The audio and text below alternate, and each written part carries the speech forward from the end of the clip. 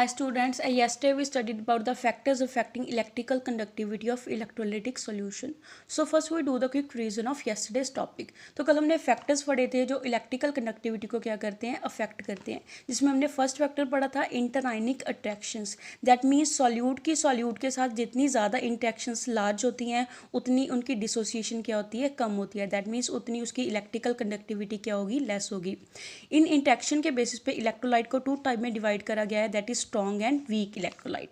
Second factor हमने पढ़ा था सॉल्वेशन ऑफ आइंस. इसमें क्या होता है कि जितनी सॉल्यूट की सॉल्वेंट के साथ इंटरेक्शंस लार्ज होती हैं उतने उनके आइंस क्या होते हैं, कम बनते हैं. दैट मीन्स उतने उसके आइंस ज़्यादा सॉल्यूबल होते हैं सॉल्वेंट के अंदर. तो दैट मीन्स उतनी उसकी सॉल्यूबिलिटी क्या होगी, हाई होगी, और जो हमारे पास कंडक्टिविटी है वो क्या होती है, लेस होती है. और थर्ड फैक्टर हमने पढ़ा था viscosity of the solvent. Viscosity क्या होती है, गाढ़ापन. मीन्स जितनी सॉल्वेंट के साथ इंटरेक्शन ज़्यादा होती हैं उतना वो सॉल्यूशन क्या होता है, हाईली विस्कस होता है. मीन्स उतनी उसकी कंडक्टिविटी क्या होती है, लेस होती है. बट जो सभी फैक्टर्स है वो टेम्परेचर इंक्रीज होने के साथ साथ क्या हो जाती है, उनका इफेक्ट लेस हो जाता है, जिसके कारण कंडक्टिविटी क्या हो जाती है, इंक्रीज हो जाती है. उसके अलावा भी हमने कुछ फैक्टर्स पढ़े थे जो कंडक्टिविटी को अफेक्ट करते हैं, जिसमें हमने फर्स्ट फैक्टर पढ़ा था नेचर ऑफ इलेक्ट्रोलाइट. के इलेक्ट्रोलाइट की नेचर कैसी है वो भी क्या करेंगी, कंडक्टिविटी को अफेक्ट करती है. मींस अगर हमने पढ़ा था कि अगर हमारे पास स्ट्रॉन्ग इलेक्ट्रोलाइट है तो उसमें क्या होती है, आइंस कंप्लीटली डिसोसिएट हो जाते हैं. अगर आइंस कंप्लीटली डिसोसिएट होंगे that means number of ions क्या हो जाएंगे, इंक्रीज हो जाएंगे, और कंडक्टेंस क्या होती है, हाई कंडक्टेंस होती है. नेक्स्ट वीक इलेक्ट्रोलाइट में हमने पढ़ा था कि उसमें आइंस कंप्लीटली डिसोसिएट नहीं होते.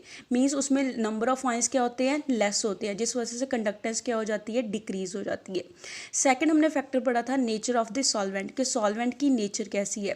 पोलर सॉल्वेंट में जाके इलेक्ट्रोलाइट है वो उसकी आयनाइजेशन ज़्यादा होगी. दैट मीन्स जितनी ज़्यादा पोलैरिटी सॉल्वेंट की हाई होगी उतनी ज़्यादा आयनाइजेशन क्या होती है, लार्ज होती है, और उतनी लार्ज उसकी क्या होती है, कंडक्टेंस होती है. नेक्स्ट फैक्टर हमने पढ़ा था साइज ऑफ आइंस प्रोड्यूस. के जो आइंस प्रोड्यूस हुए हैं उसका साइज कितना है. कहता अगर हमारे पास कहता आइंस है वो स्ट्रांगली सॉल्वेटेड हो, दैट मीन्स अगर वो सॉल्वेंट में जाके हाईली सॉल्वेटेड हो तो इफेक्टिव साइज क्या हो जाता है, इंक्रीज हो जाता है, जिस वजह से कंडक्टेंस क्या होती है, डिक्रीज होती है. नेक्स्ट फैक्टर हमने पढ़ा था कंसंट्रेशन. कंसंट्रेशन है जो इलेक्ट्रोलाइटिक सोल्यूशन की वो कैसे अफेक्ट करती है. मोलर कंडक्टेंस कैसे हमारे पास इंक्रीज होगी अगर हम कंसंट्रेशन को क्या कर देते हैं, डिक्रीज कर देते हैं. लास्ट फैक्टर हमने पढ़ा था टेम्परेचर. टेम्परेचर इंक्रीज करने के साथ साथ कंडक्टेंस क्या हो जाती है, हमारे पास इंक्रीज होती रहती है. नेक्स्ट हमने पढ़े थे इलेक्ट्रोलिटिक कंडक्शन. इलेक्ट्रोलिटिक कंडक्शन में हमने पढ़ा था कहता जब हाई वोल्टेज हम अप्लाई करते हैं दैट मीन्स उतने ज़्यादा आइंस क्या होते हैं, प्रोड्यूस होते हैं. तो उस दौरान जो इलेक्ट्रोलाइट की पावर है इलेक्ट्रिसिटी को कंडक्ट करने की उसको हम क्या बोलते हैं, कंडक्टेंस बोलते हैं या कंडक्टिविटी बोलते हैं. उसके बाद हमने कुछ बेसिक टर्म्स पढ़ी थी that is Ohm's law. Ohm's law की डेफिनेशन हमने क्या करी थी कि ओम्स लॉ है वो किसके डायरेक्टली प्रोपोर्शनल होता है, जो स्ट्रेंथ है करंट की वो किसके डायरेक्टली प्रोपोर्शनल होगी कि कितनी वोल्टेज हम उसके ऊपर क्या कर रहे हैं, अप्लाई कर रहे हैं. और इन्वर्सली प्रोपोर्शनल किसकी होती है, रेजिस्टेंस के इन्वर्सली प्रोपोर्शनल होती है. जिसमें हमने कुछ बेसिक टर्म्स करी थी, जैसे फर्स्ट टर्म हमने करी थी रेजिस्टेंस. रेजिस्टेंस क्या होती है हमारे पास कि कितनी करंट फ्लो में ऑब्स्ट्रक्शन आ रही है, कितनी रुकावट आ रही है, उसको हम क्या बोलते हैं, रेजिस्टेंस बोलते हैं. और नेक्स्ट हमने सेकंड बेसिक टर्म पढ़ी थी दैट इज़ रेजिस्टिविटी. रेजिस्टिविटी क्या होती है, कहता अगर हमारे पास कंडक्टर की लेंथ 1 सेंटीमीटर हो और उसका area of cross section 1 centimetre square हो तो रेजिस्टेंस किसके इक्वल हो जाती है, रेजिस्टिविटी के इक्वल हो जाती है. Now we come to our today's topic that is conductance. आज हम नेक्स्ट बेसिक टर्म पढ़ेंगे वो है कंडक्टेंस. कंडक्टेंस क्या होती है, कंडक्टेंस मेजर करती है कि कितनी आसानी के साथ करंट फ्लो होता है कंडक्टर में, उसको हम जी के साथ डिनोट करते हैं. ये क्या होता है, इन्वर्सली प्रोपोर्शनल होता है रेजिस्टेंस के. रेजिस्टेंस को हम आर के साथ डिनोट करते हैं. दैट मीन्स जो कंडक्टेंस है वो रेजिस्टेंस के क्या पड़ी है, इन्वर्सली प्रोपोर्शनल में पड़ी है. रेजिस्टेंस क्या होता है कि कितनी रुकावट आती है करंट के फ्लो करने में. जितनी रुकावट कम होगी उतनी कंडक्टेंस क्या होगी, ज़्यादा होगी, और जितनी रुकावट ज़्यादा होगी उतनी वो कंडक्टेंस क्या करेगा, लेस शो करेगा. तो रेजिस्टेंस की हम यूनिट्स क्या लेते हैं, ओम लेते हैं. तो हमारे पास कंडक्टेंस की यूनिट्स यहाँ से क्या आ गई, पर ओम, या फिर उसको क्या लिख देते हैं, मोहो, MHO. यो ओम का क्या होता है, रिवर्स होता है. इसकी एब्रीवेशन हम इस से डिनोट करते हैं और इसकी यूनिट क्या होती है, पर ओम. ऐसे ही सिस्टम के अकॉर्डिंग इसकी यूनिट्स हम सीमन लेते हैं, जिसको हम कैपिटल एस के साथ डिनोट करते हैं। तो 1 सीमन किसके इक्वल होती है, 1 पर ओम के इक्वल होती है। नेक्स्ट बेसिक टर्म है कंडक्टिविटी। कंडक्टिविटी क्या है, कंडक्टिविटी कहता है रेजिस्टिविटी का इन्वर्स होता है। इसको हम कंडक्टिविटी भी बोल देते हैं और स्पेसिफिक कंडक्टेंस भी बोल देते हैं। कहता इसको हम कापा सिंबल के साथ डिनोट करते हैं। इसकी डेफिनेशन क्या होगी, जैसे हमने रेजिस्टिविटी में पढ़ा था कि अगर कंडक्टर की लेंथ हमारे पास 1 सेंटीमीटर है, उसका area of cross section 1 centimetre square है। तो यहाँ से हमारे पास क्या आ गया कि कापा कंडक्टिविटी है वो क्या है, रेजिस्टिविटी के क्या है, इन्वर्सली प्रोपोर्शनल है। मीन्स अगर हमारे पास कंडक्टर की लेंथ 1 सेंटीमीटर है और उसका एरिया ऑफ क्रॉस सेक्शन कितना है, 1 सेंटीमीटर स्क्वायर है, तो तब हमारे पास जो कंडक्टेंस है सॉल्यूशन की वो क्या हो जाती है, हमारे पास कंडक्टिविटी के इन्वर्सली प्रोपोर्शनल हो जाती है।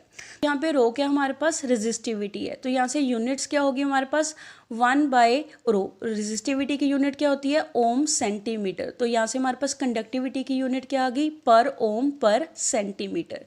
ऐसा यूनिट में हम लेंथ को क्या लेते हैं, मीटर में एक्सप्रेस करते हैं, और एरिया ऑफ क्रॉस सेक्शन को मीटर स्क्वायर में एक्सप्रेस करते हैं। तो यहाँ से यूनिट्स क्या होगी हमारे पास, सीमन पर मीटर।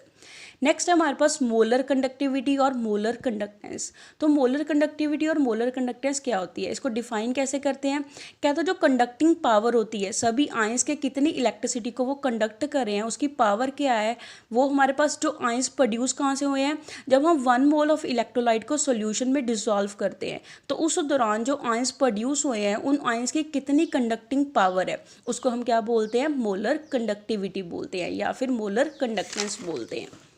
इसको हम लैम्डा एम के साथ डिनोट करते हैं। तो लैम्डा एम हमारे पास किसके इक्वल आ गई, कंडक्टिविटी बाय मोलर कंसंट्रेशन। यहाँ पे एम हमारे पास मोलर कंसंट्रेशन है और कापा हमारे पास क्या है, स्पेसिफिक कंडक्टेंस है। दैट मीन्स कि हमने अगर 1 मोल सोल्यूशन डिजॉल्व 1 मोल हमने इलेक्ट्रोलाइट का डिजॉल्व करा सोल्यूशन में, तो उस दौरान कितनी कंडक्टिविटी हुई, उसको हम क्या बोलेंगे, मोलर कंडक्टिविटी बोलते हैं। तो एम यहाँ पे हमारे पास मोलैरिटी की यूनिट है। मोलैरिटी हमारे पास क्या होती है कि कितने नंबर ऑफ मोल सोल्यूट के डिजॉल्व करे हैं इन 1 लीटर ऑफ द सॉल्यूशन। तो इस वजह से इसको किसके साथ मल्टीप्लाई कर दिया हमने, यहाँ पे 1000 के साथ मल्टीप्लाई कर दिया। यहाँ से एक्सप्रेशन क्या आ गया, लैम्डा एम मोलर कंडक्टिविटी किसके इक्वल आ गई, kappa conductivity into 1000 by molar concentration के इक्वल आ गई। नेक्स्ट हम पढ़ेंगे relation between conductivity and molar conductivity, कि कंडक्टिविटी और मोलर कंडक्टिविटी में क्या रिलेशन होता है। कहता है अगर हम सपोज कर ले सॉल्यूशन की हमारे पास वॉल्यूम कितनी है, 1 सेंटीमीटर क्यूब हमारे पास वॉल्यूम है, अगर इलेक्ट्रोलाइट को सोल्यूशन में डिसॉल्व करा है, उसके अंदर हमने क्या रखे हैं, 2 लार्ज इलेक्ट्रोड रखे हैं, जिसका एरिया ऑफ क्रॉस सेक्शन कितना है, 1 स्क्वायर सेंटीमीटर उसका एरिया ऑफ क्रॉस सेक्शन है दोनों इलेक्ट्रोड का, और दोनों इलेक्ट्रोड एक दूसरे से कितने डिस्टेंस पे पड़े हैं, 1 सेंटीमीटर दूरी पे पड़े हैं। कहता उस दौरान जो उस सोल्यूशन की कंडक्टेंस होगी वो किसके इक्वल होगी, कंडक्टिविटी के इक्वल होती है।